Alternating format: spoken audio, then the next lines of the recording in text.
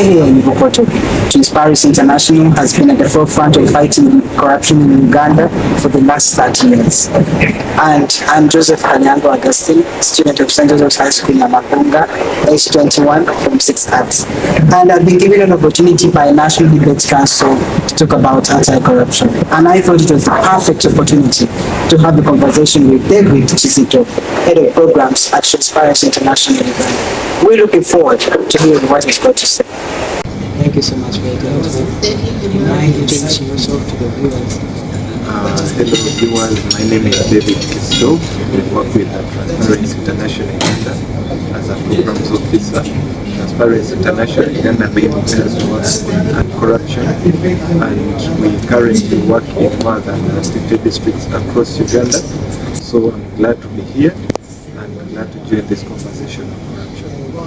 Well, I was wondering if you could dwell into a very serious topic around anti-corruption and teacher absenteeism in schools. Yeah. I know it's a very, you're very passionate about this, and as you as Transparency International, you have traveled around Uganda to very many districts talking to people about anti-corruption.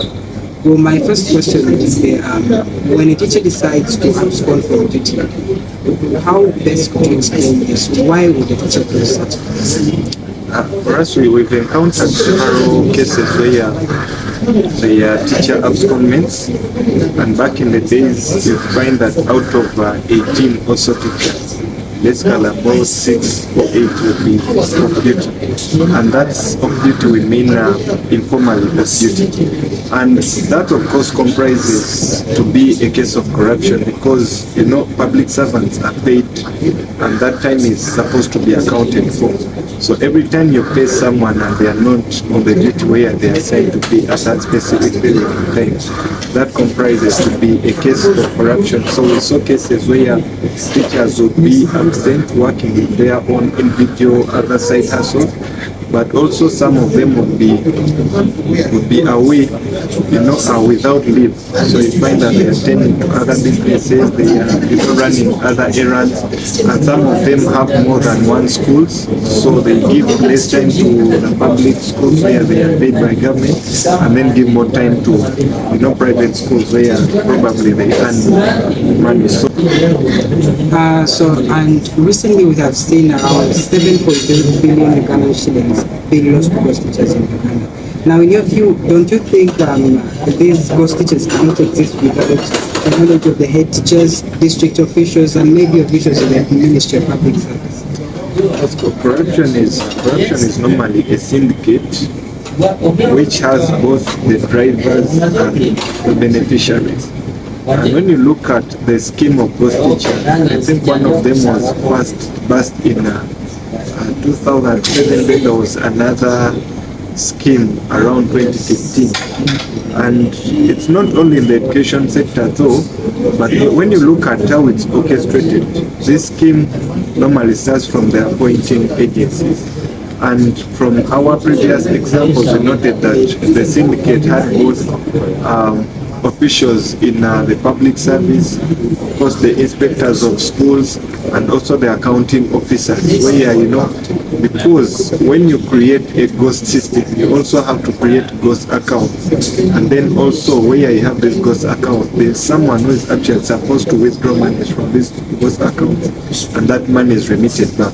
So from these syndicates, the role of head teachers was actually small, because some head teachers had teachers without noticing that those teachers are supposed to actually be in their schools, but the appointing authorities are the ones that normally had a mind in this, a mind at hand.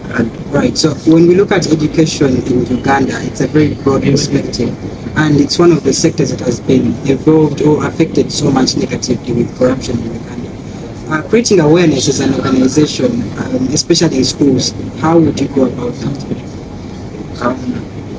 Basically, when you look at corruption in education, it doesn't only stop at ghost teachers, but you have cases where a UPE capitation grant have been consumed by head teachers.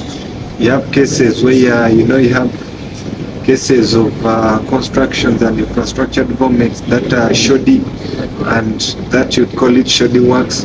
We have cases of inflated numbers of learners in schools just to give chances to the school administrators to get an extra money from government.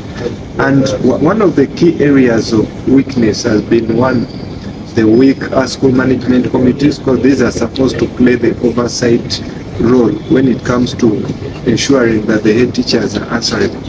But then you also have the PTA, the Parent Teacher Association bodies, that are also supposed to play the other oversight role where the school management committees are weak. But also we would wish to see that active student bodies, and that's why we normally have prefect systems in schools to ensure that in areas where the teachers can't see and the parents, these prefects then can come out as whistleblowers. So one of the key areas of interventions has been that we need to strengthen the prefect system, so that if the teacher is not teaching, of course you're supposed to go and report to your headmaster. And if then the headmaster is not taking action, that's when you use the associations of PTAs. And in case the PTAs is not acting, that's when now the school management committees come in play.